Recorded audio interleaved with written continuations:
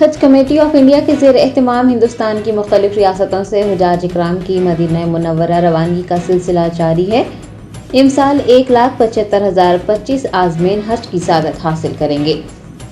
فریضہ حج کی ادائیگی کے لیے عازمین کے قافلے مدینہ منورہ پہنچ رہے ہیں۔ سفیر ہند اور قونصل جنرل کے علاوہ دیگر افسران کی جانب سے مدینہ منورہ پہنچنے پر عازمین کا پرتپاک استقبال کیا جا رہا ہے۔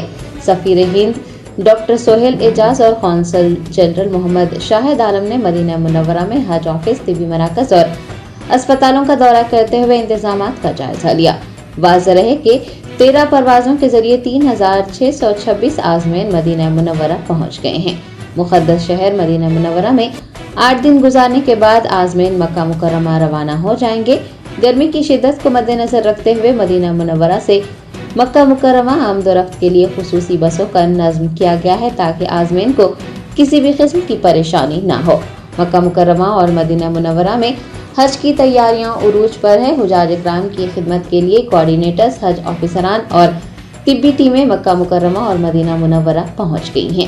امسال حج کمیٹی آف انڈیا کے زیر اہتمام 1,75,025 عازمین فریضہ حج انجام دیں گے۔ حج کمیٹی کے ذریعے 1,40,020 حجاج اکرام اور حج گروپ آرگنائزر کے زیر اہتمام 35,005 عازمین حج ادا کریں گے۔